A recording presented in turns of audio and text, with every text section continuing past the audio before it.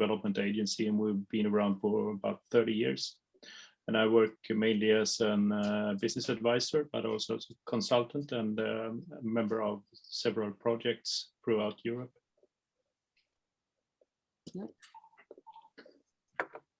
Thank you, Joachim. We continue with Jeff. Hello, everybody. Yes, my name is Jean-François.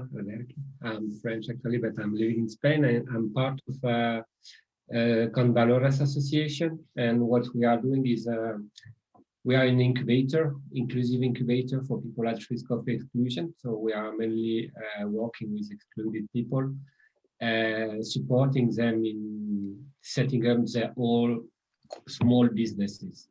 So we are working a lot with migrants, refugees, disabled people, so all people of that needs. And our particularity is that all our mentors and trainers, they are all professionals from business sector, volunteering in the association. That's what we are doing. Nice, thank you. We continue with Cecilia. Hi everyone. I'm Cecilia and I'm part of Kilowatt. Kilowatt is a workers' cooperative, and we work in the field of social innovation through different ways and like tools. We work also in urban regeneration and education. We are consultants, and two of the main projects we work in are related to startup incubation and acceleration in collaboration with Emil Banca, which is a local bank. And we have a collaborative approach to incubation and acceleration of startup. So we deeply believe in like mutual learning processes. Nice. Thank you. Great, thank you. And I see that we have Butterfly Works also. Irene, are you over there? Yes, I'm here. I don't know how to change my name, but it's okay. No. Hello. Usually I know how to do it, but now I don't know how. But hi, I'm Irene. I work for Butterfly Works. We're a social design studio pioneering the use of co-creation and design thinking in international development. So what we do is we use human-centered design and design thinking to tackle social challenges, mostly in Africa and in Asia. We act as a consultancy, so we mainly do design research, ideation, testing with the organizations we work with, and then we mainly let our organization implement the project. I'm a service designer and design researcher, so not a huge expert in funding. But I talked with a colleague of mine and she gave me some best practices and tips so I can answer to some questions or give some inputs based on what she said. Great, thank you. And we also wanted, of course, to introduce to our guests mainly the initiatives that are here today. So maybe it's difficult for me from sharing the screen to see who's here, who's not. Alberto, so maybe you can guide me. I think you can go next because Elisa did not come yet. Yeah. We have Marco from Star Park. Marco, would you like to briefly introduce the initiative Star Park? Yes. Hi everyone. Okay. Star Park, as you can maybe read, is about co-design urban green spaces in order to embed green and blue infrastructure within these green spaces. And this happens through a co-design and gamified process.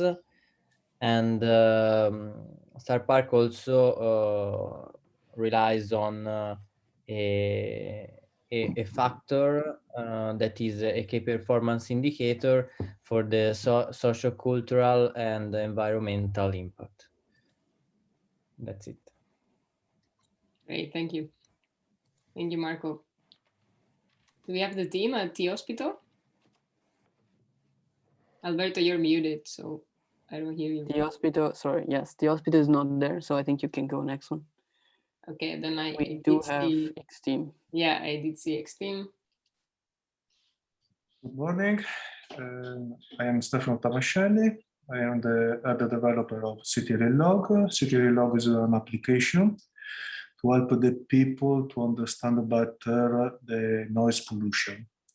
It's focused for the people with hearing loss to help the audiologists to improve the life of these people.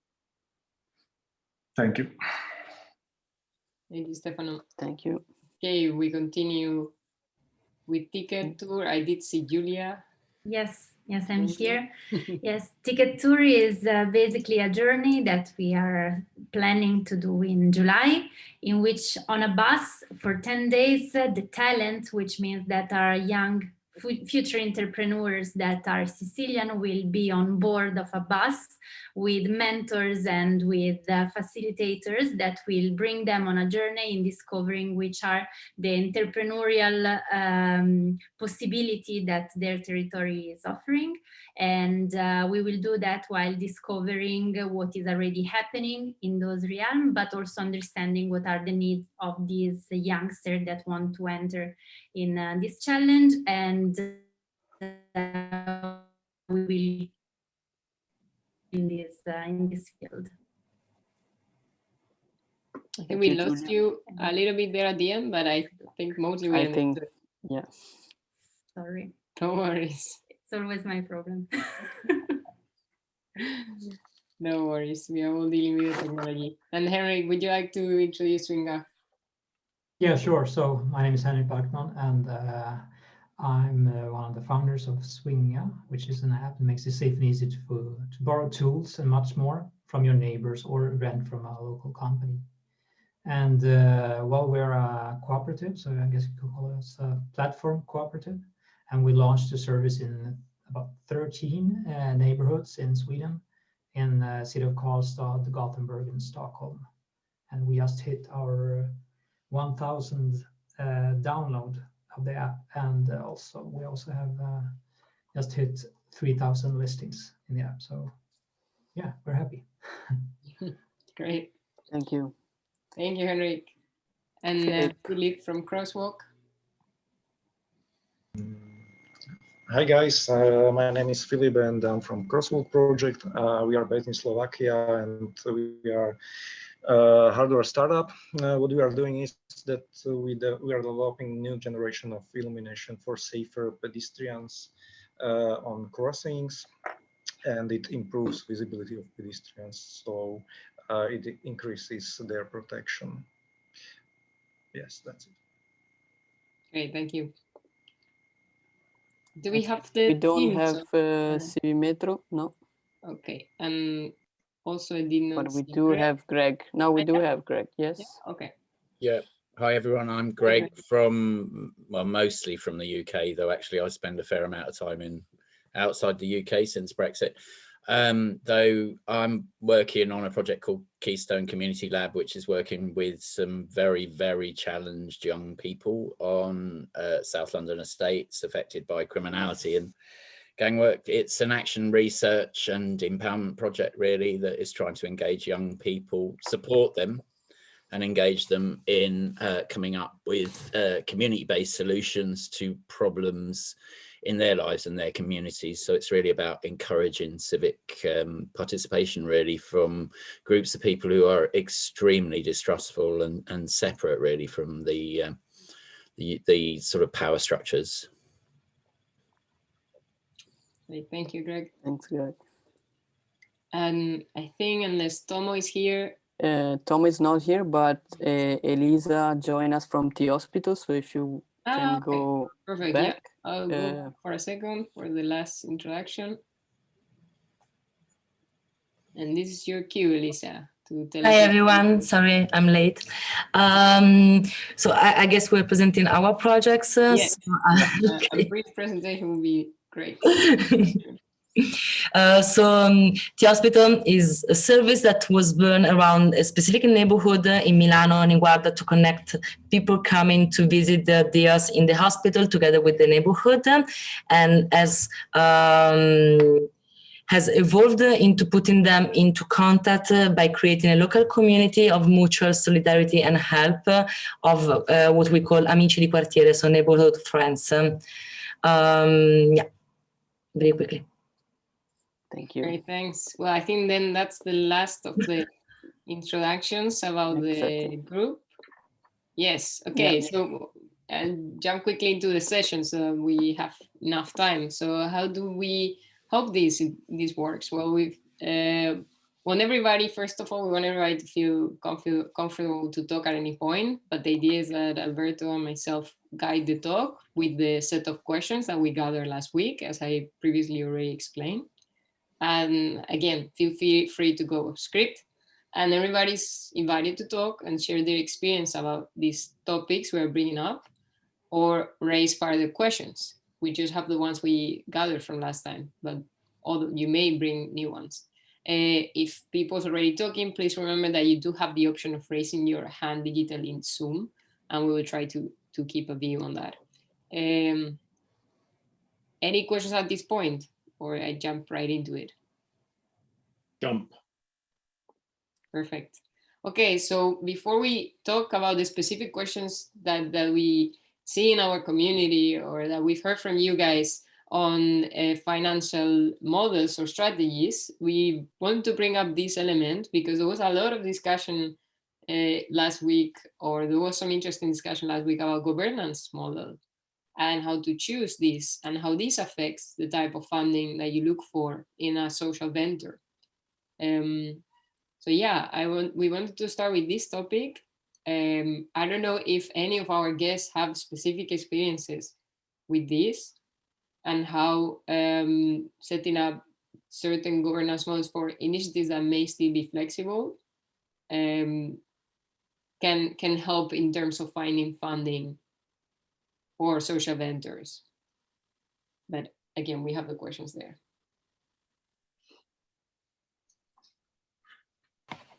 This is an not so easy question to answer. I think that's the first thing is to really know what type of investors you are looking for. It's an important question to find out. Are you looking for VC money and are looking for an exit? Or are you looking for a long-term, building a long-term project or company where you that would attract different types of investors? Yeah. But I think you should really be keen on looking for what type of company do you want to do to set up and run in the long run. Yeah, thank you, Joachim. Yeah, that's indeed important. Do we have any of the initiatives that last week discussed about this topic here? Do you guys want to elaborate more on what was your doubt?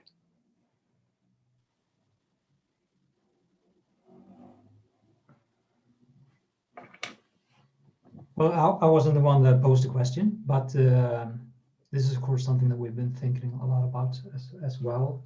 And I think that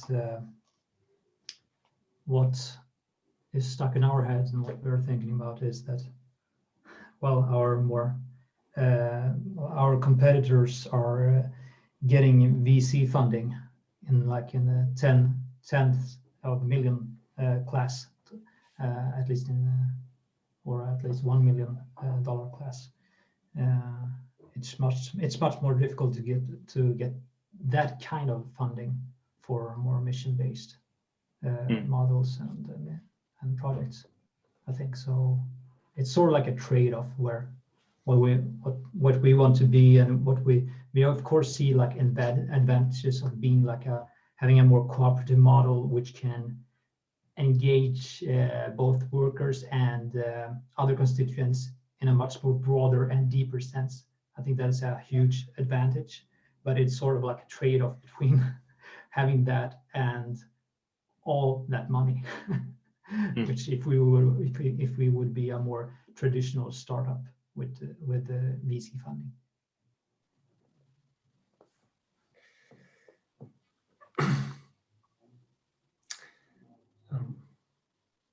Jeff, do you have thoughts about this? I'm just thinking actually, because I think for me and for my experience, I wouldn't choose a governance model for fundraising. I will choose the governance model according to the project and to the people involved in the project. At least that's what we are teaching to our people in our incubator.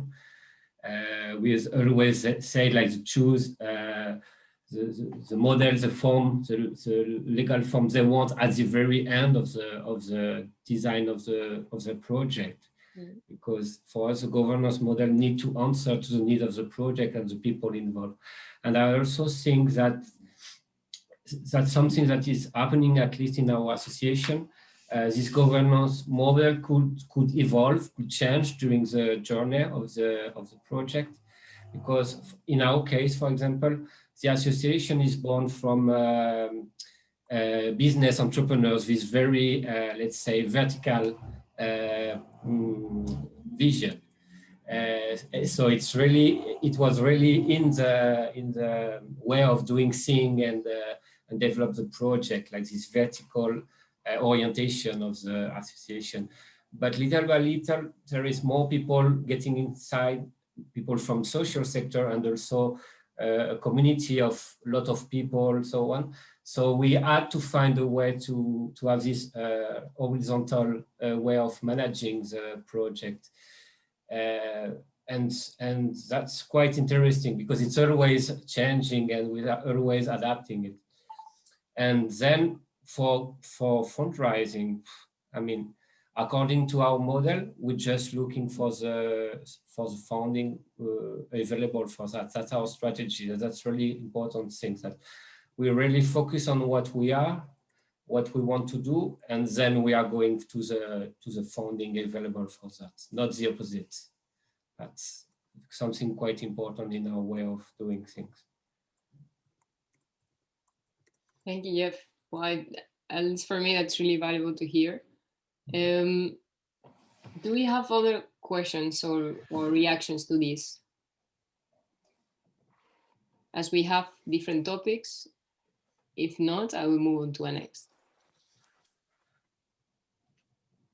I have one small comment there, and I totally agree with Jeff, and I agree with Henrik as well. That there's will always be trade-offs, but also I think that if you go after the money, you will you risk ending up with promising something that you cannot deliver or that you don't want to deliver. So it's really key to stick to the project, and if you're very, very good at describing and I have a few points to all of the projects later. But if you can stick to what you really want to achieve, then you will probably find the money as well, because the money is getting available for these more value-based projects as well. Thank you, Joachim. One comment to make maybe is that, as you all can see, Alberto is working on the background, taking these notes. It's just so that we can share these afterwards with all of you. And there's a recipient of the conversation of today. So I'll move on to the next. Within governance model, our community last week talked about cooperative platforms. I don't know if there's anything else that any of you want to touch on this topic. You were asking things like, okay, how does this work? How complex would it be to manage it? Talking about scaling and internal governance. Any reactions about this?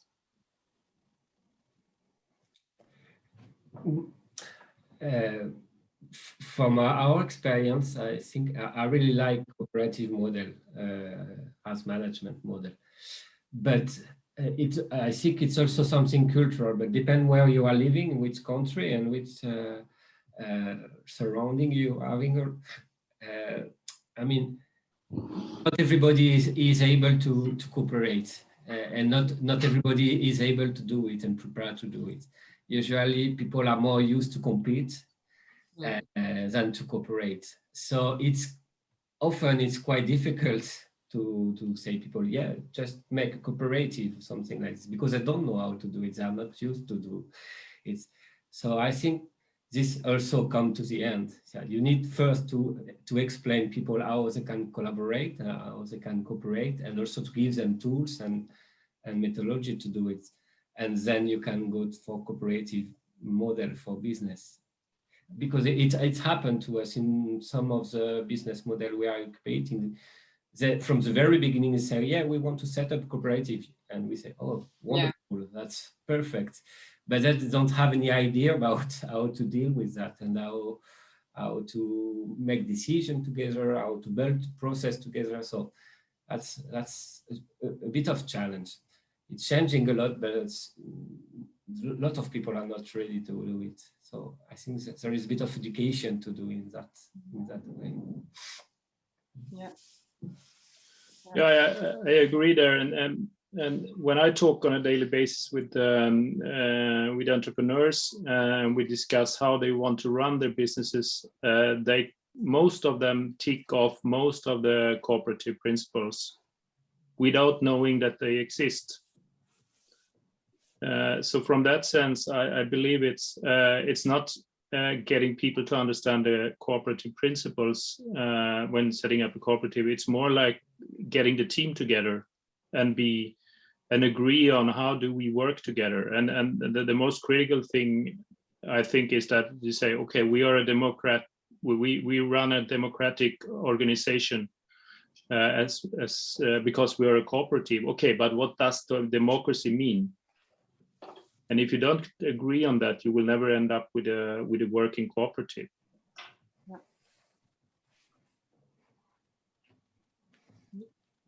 Thank you, Joachim.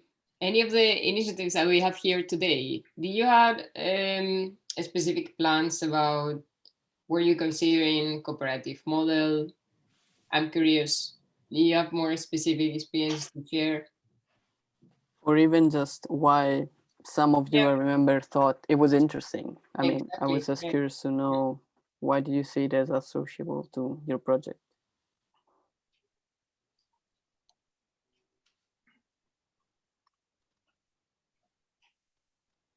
No reactions? That's okay. We do have some people that joined last week that are not here today, so maybe this point came from them.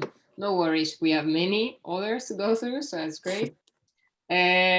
Okay, so I was last week in one of the breakout rooms, and in my room, people were really interested about angel investors. How do you tackle this point? Is this even a possibility? Where do you find them? How almost like do you scout for them in your network? But if the people that raise this question are here and have more specific ways of putting it, please step forward and do that. If not, this is what we gathered from last week. Any thoughts on angel investors? Is it a possibility? Is it a interesting source of funding? I can mainly address Henrik there. In Sweden, we have a very, very good network with Connect. It's a huge network, a nationwide network of investors, and they have a lot of angel investors there as well. But in order to find any investor or and approach any investor, you really need to be clear on what you're doing and why you're doing it. So it's the things that you do towards your customers, you need to do that towards the investors as well. And when you're clear on that, it's not only about finding the investors that might be interested, it's also sorting out all the investors that you don't want to have on board because they are disturbing the horizon for you.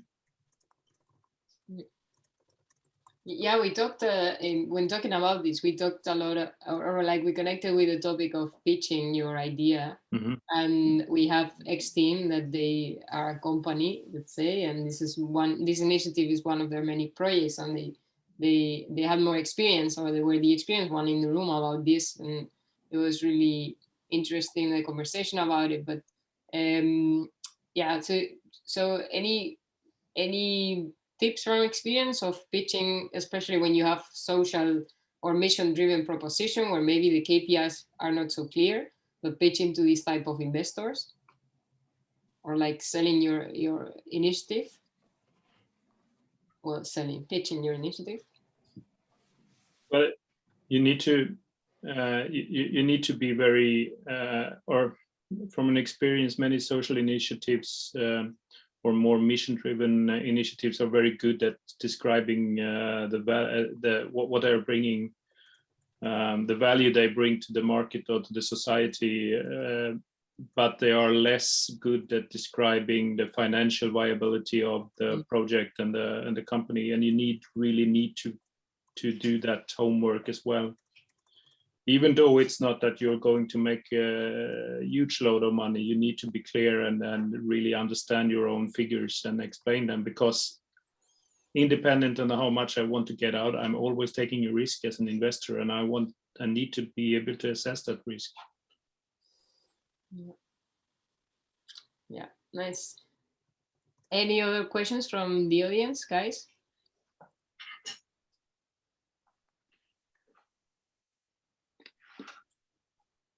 Okay, we continue then. Another question or topic that we want to bring in today's talk was partnerships between private public organizations, or the initiative partnering with a private or public organization to get the financial sustainability that individually they would not have. This seemed like an interesting topic for some of the initiatives, but maybe we can hear from one of you guys, your specific interest or question about it. And if not, we will be based on what we had. Maybe I can share a couple of thoughts on this one. Sure, great. Since we are with the Ticket Tour, we're exactly in this process of making our first partnerships and reaching out to companies.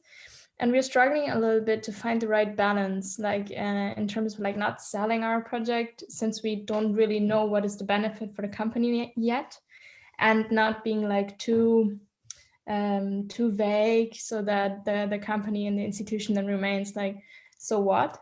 So we're like really in this in between of like not being too vague, but not being too concrete and closing doors. So a couple of like experiences how to gain private money for a social project would be very interesting and valuable for us.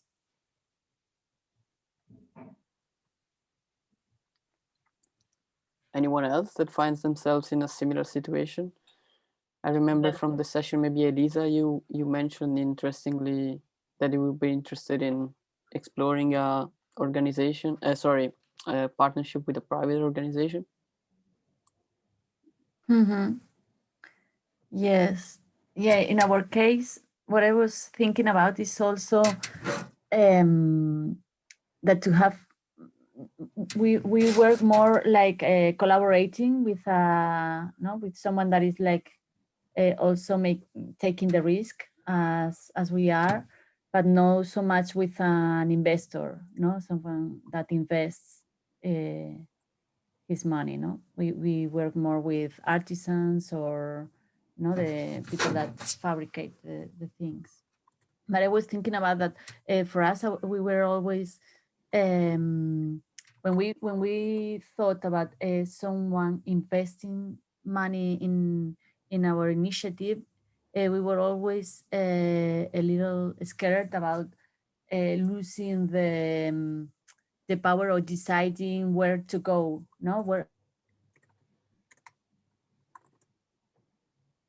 Oh, you froze.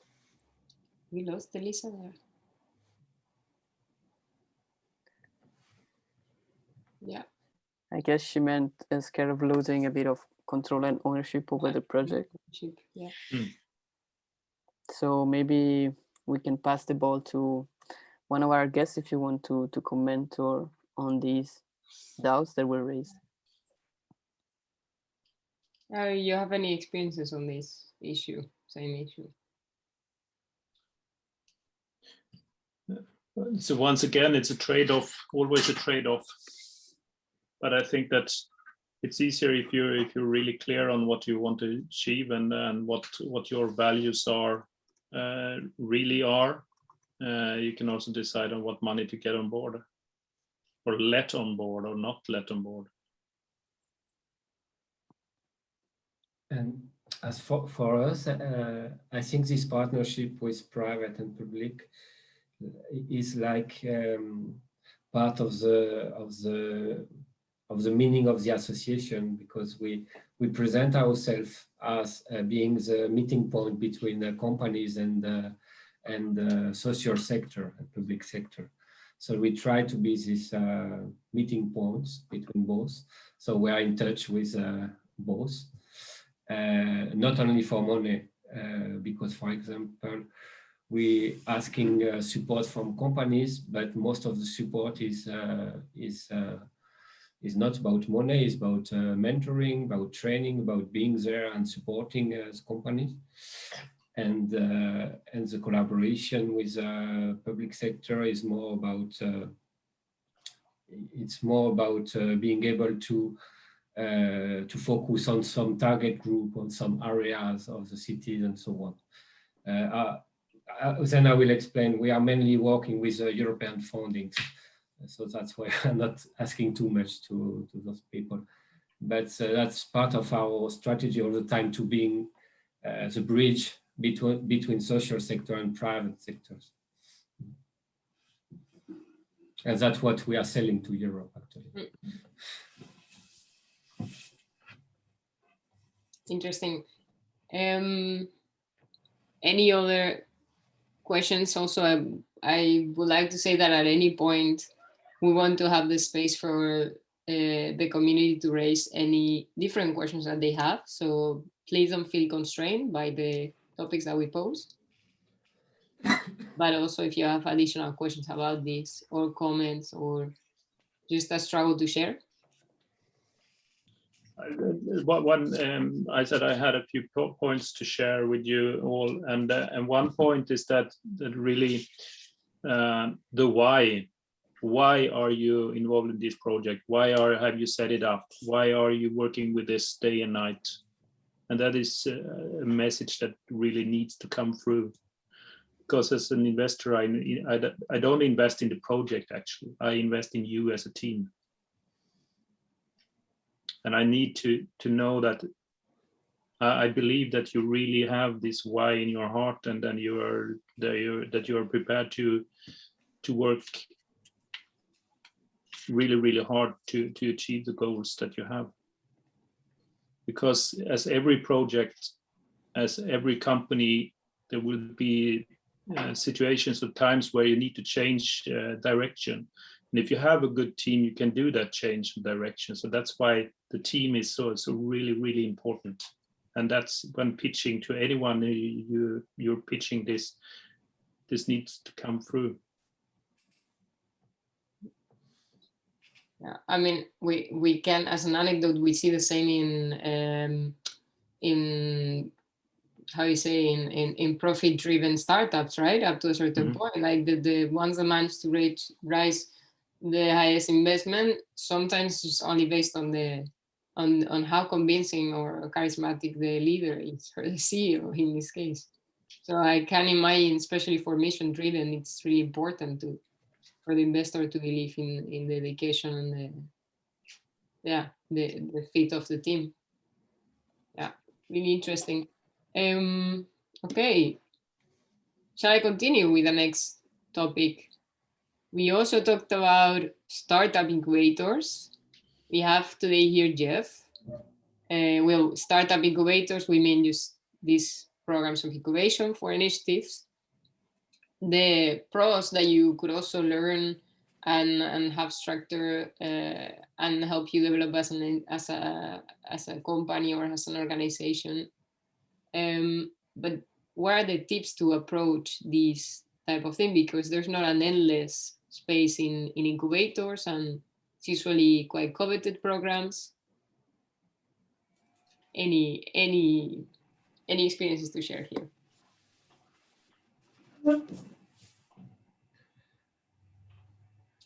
The situation in Gothenburg is that we have 3 or 4, mainly 3 or 4, 5, up to 5 incubators in total. They have some different angles on what they do.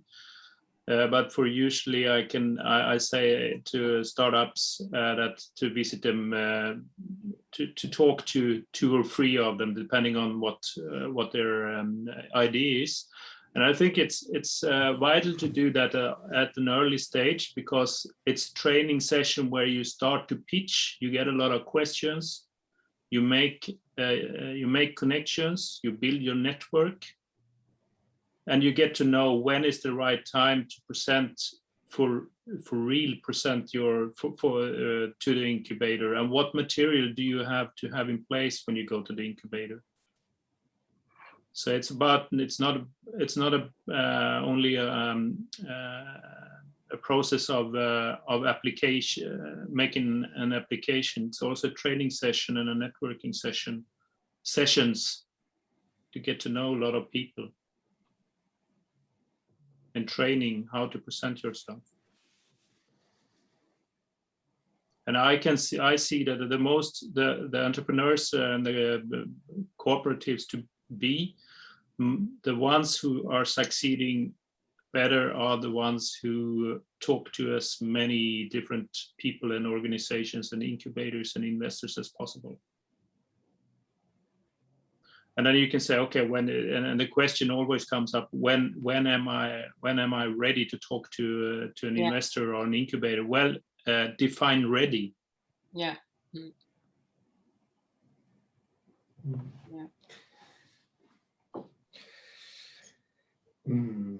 In our case, I don't know if we fit in this definition of startup incubators, actually, because our target group, most of the people coming to us, they are coming to us not because they want to do it, but because they need to do it. I mean, they don't have any more options than try to create their own small business, if we can call it business. So that's the profile of the people we have. So that's not people that choose to become entrepreneurs.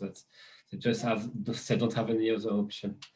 So, but what we learn from the process is that the focus on the skills, not so much on legal aspect or financial aspect, but more about developing skills to being an entrepreneur. So that's very soft skills. Also, this is very important. That's what we are focused more. And also, in our case, at least, it's very strong of being part of some kind of community and sharing experiences with more people and so on. This is very, very important. That's very interesting to see what is happening with these people when they start and when they go through the process, and what kind of group is creating and how they're sharing between each other, how they're learning from each other. So this is very important. So yeah, I don't know if that's a question, but for me, the most valuable interest are those points, like to being able to develop skills you need to become an entrepreneur, because not everybody is an entrepreneur. Yeah, there is things you need to learn. You need to learn how to sell. You need to learn how to make marketing, for example, and also, yeah, having this space to share and to develop yourself with inside of community. Perhaps some of the incubators could spend some time with your project to learn the ones that are taking part of your project, to learn them entrepreneurial skills, and they could tick off a box of being more valuable to the society, like a corporation.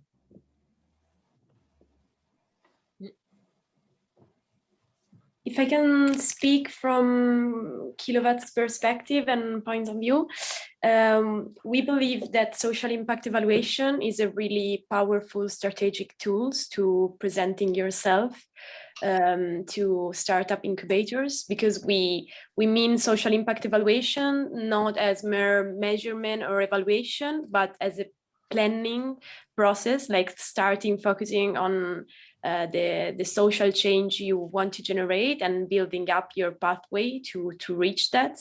And if we look at the trends that are spreading right now, considering impact investing, we think that social impact evaluation is a really powerful door to access to funding. And for example, in our incubator programs, we always work since the beginning with this tool, with social impact evaluation. I imagine that for you might be really early to talk about indicators and measurement, but even only presenting yourself with the intention of developing your practice through a tools like this, I think can have a meaningful difference in the way they perceive you. Thank you, Cecilia. I think you bring up a super interesting point, because I remember, and then maybe you guys tell me if I'm wrong, that in the group that I was in last week, someone raised the point of creating these points to evaluate social impact. Maybe was it Star Park? Maybe, Marco? Do you remember correctly that you guys were thinking about that? Yeah. No, actually, we are already developing like the dimensions for measuring this impact, the impact of this process. So we are focusing on a multi-dimensional, let's say, perspective: socio-cultural, then economic also. So let's say the value that is transferred to the local environment when a startup process is activated, and also an environmental impact based on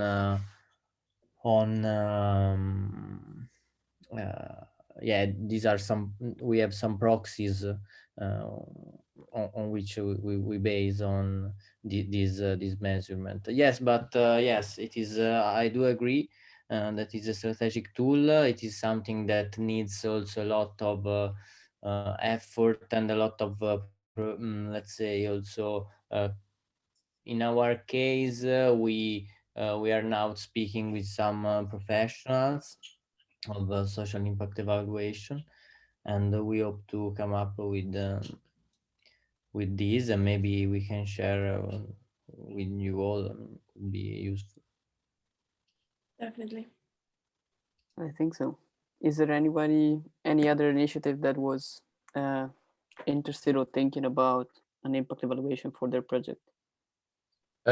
Just to say, Greg, Keystone, I agree completely with Cecilia, and it's really what's driven our project from the ground, really, was pitching social impact in particular. I've not managed to turn it into money, and it's a struggle. You know, it's going to be a struggle taking what we're doing forward, but it was very much social impact. It was the model that we've engaged partners with. The thing I need to do now really is find out how I can sell this going forward.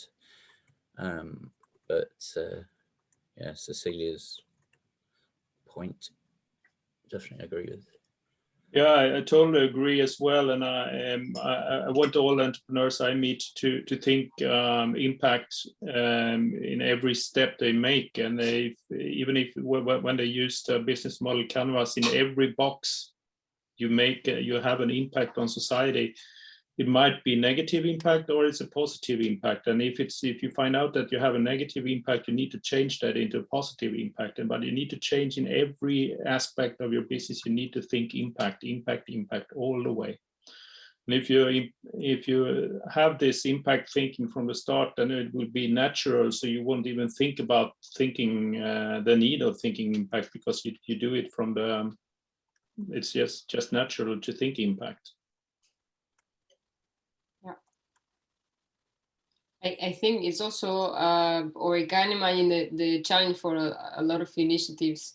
It's also to find the indicators that they have to measure to show this impact. Like I don't think it comes so easy to know how or where to measure and what are the indicators that you should choose to show this impact. Or I don't know if this is, I see some nodding, but I don't know if this is something you guys recognize. Well, in our case, still from Ticket for Change, we have some indicators that the team in France evaluated. Of course, they are huge for us now. I mean, they are based on a project that is running since 2014, so we are not clear to what are the measurements that we can actually the indicators that we can set up. But we were also thinking about that, and in the development of a sort of a pitch to go and talk with stakeholders, we were actually thinking about impacting, actually elaborating on the value chain and in general on the business model canvas on how it actually affects also the social impact of the project. And yes, if you have any case studies that you think that is a good example, that is quite simple maybe to put together, but still effective, maybe it would be a great tool for us. I could think about it and maybe email Alberto or Alicia. Sure. That would be great. We're actually, I mean, this is a bit of a spoiler alert. The next session we are probably gonna have, it's fully on impact, on measuring impact. So actually we are slowly going there also with our discussion. This is really nice. But yeah, definitely, I think that would be super valuable. Yeah, I will share it. Do you guys work with theories of change then? Yeah, exactly. We work with theory of change because we think that to develop social impact evaluation, you need a lot of intentions. Intentionality is one of the main principles of social impact assessment or evaluation. And the interesting part of theory of change is that you start from the vision of like the change you want to generate, to create, to reach, and then you map backwards until the inputs you need. And in this sense, is also a planning and strategic tool. It's not only about measurement and monitoring. And as well, theory of change takes in a lot of the qualitative side of social impact evaluation and not only the quantitative. So, for example, other methods as counterfactual or SROI often only focuses on the quantitative parts and leaves implicit a lot of qualitative value that many organizations can generate. So we really think that theory of change is able to make this more qualitative value, which is the most meaningful in the end, emerge. And as well, it's a systemic approach and not a linear approach. And if we think about the complexity of our contemporary times, we think that we have to think systemically and not linearly. Yeah, I agree. We use it. That was much better put than I could have done it. I mean, I use theory of change a lot, but my background, I've come from an immersion background, ethnography, and came into evaluation, and it's a great tool. But it's very, very much what's driven our work, but it has fantastic usage possibilities. So yeah, it's a struggle for our particular project, though, with the COVID situation, just because what I'm doing requires kind of immersion contact. So it's been very, very difficult to do as much hands-on as we'd like. So actually, you know, generating the data is going to be a little bit of a challenge this time around, but such is life. Yeah, I can imagine that's gonna be the added struggle for everybody to generate certain type of data now that we can only relate to each other digitally. Oh, well, we are literally all on the same board, on the same boat there. I think none of us have all the answers in that sense, but yeah. Can I just say something on that point though? It is amazing, despite really, really difficult conditions, what it is possible to put into place if you get committed, you know, passionate people. You know, I thought a lot of what we've not managed as much, anywhere near as much as I would have liked to do, but still some has been possible. You know what I mean? It's needed some really, really a lot of out of the box thinking, really, on a regular basis. But there you go. Great, great to hear. We can move with the last minutes we have to the last points and see if any of these are especially interesting for you guys, and if not, open the conversation to any other questions that are left. I don't know if we have any of the initiatives here interested in us touching a bit on crowdfunding. If not, I will continue with the next point. Anybody here considering having questions about how to approach crowdfunding? Marco. Yeah, I mean, we were considering crowdfunding for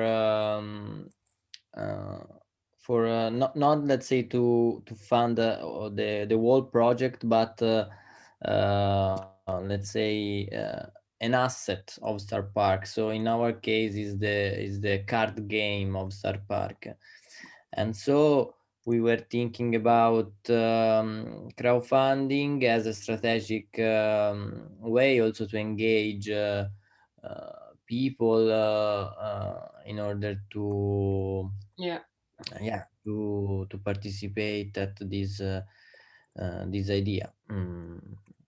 And also we will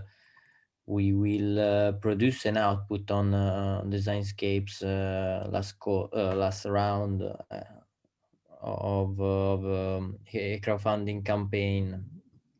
So yeah, we were we were discussing last session with Alberto and Elisa about also the let's say the strategic value of a crowdfunding campaign. So as a communication asset. Yeah. As a way of engaging. Oh, sorry, go ahead. No problem. Just a tip on crowdfunding. It's easy to look for all the cool crowdfunding campaigns that are running and that are succeeding. But a good way of assessing crowdfunding is also look at all the mishaps that didn't work out in the end and see and learn from them. There are many more not succeeding. Indeed, those tend to make for great case studies. Sorry, another very important question about the crowdfunding. We need to invest a lot of time, a lot of money, because it's not automatically. I not create a campaign and the people know the campaign. More or less, half of the money from the campaign is in advertisement, is in create engagement, is in create hype. And this is very important, but it's very difficult. More or less only the 10% is a success campaign, 10-20%.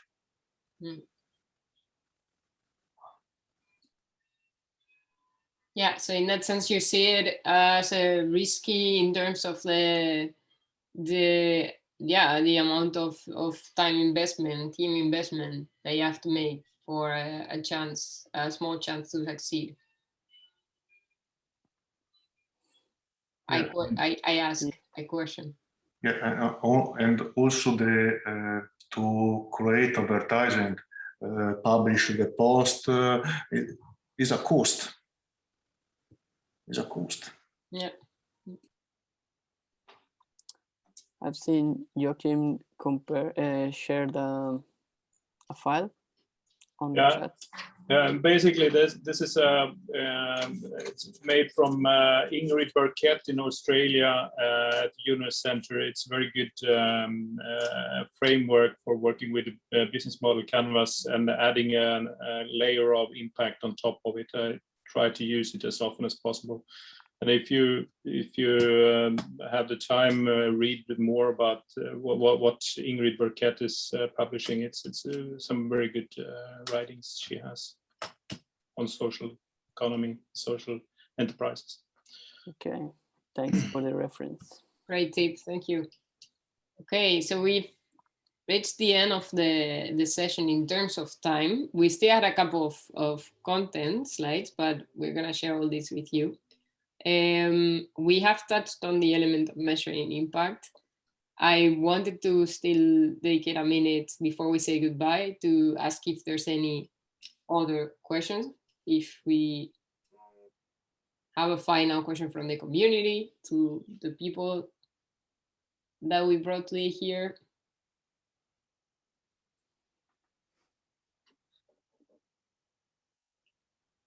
Okay. And then if not, it's the time to sadly say goodbye, and thanks all of you for joining today. I found it really interesting. It was short, but definitely really valuable. So thanks a lot to the community for coming. Thanks a lot to the guests. And we will of course share all the resources that were exchanged and generated today with all of you. And for the community, we hope to see you soon. We will let you know soon when, for another session that's gonna dive more into the topic that we already touched on today of measuring impact for social ventures. I think it was a great appetizer, the conversation of today on that. I think that's the end of my slideshow. Yes. So yeah, thank you. Thanks a lot, guys. And I hope you enjoyed it. I hope it was interesting, and I see the community soon. And for the guests, I hope to also cross paths in the future. Thank you. Thanks a lot again. Nice for meeting all of you to join. Thank you. Virtual high five. Thank you. Thank you. Bye. Bye. Thank you. Bye. Bye-bye. Bye bye. Bye.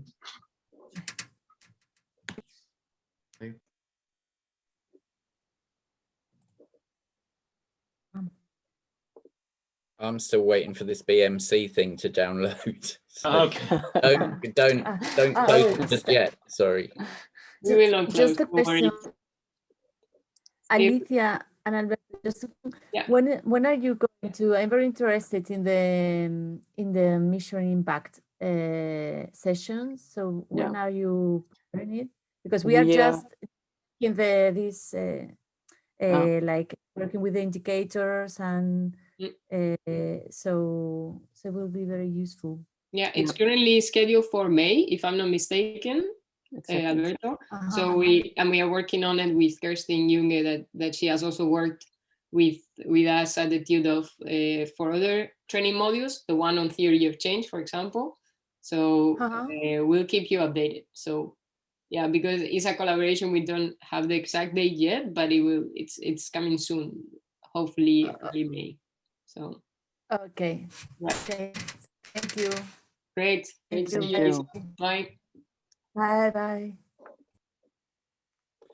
Are you guys going to share this PDF that? Yes, I can share it now. I downloaded it, so I can share it now. I don't think it'll help me. It's taking. I'm just wondering if it might be available some other way, because it will. It's still loading up. So I can send it to you now via email. Yeah. Okay, brilliant. I think it may be an idea to share all the resources in the same email that we send the insights of today. Yeah. Okay, thanks, guys. These I know you're not hearing much from us, but these are actually very useful. So great. Very thank you. Thank you. That's great to hear. For sharing this. No worries. Yeah, and thanks for coming. Bye. My pleasure. Bye. Bye.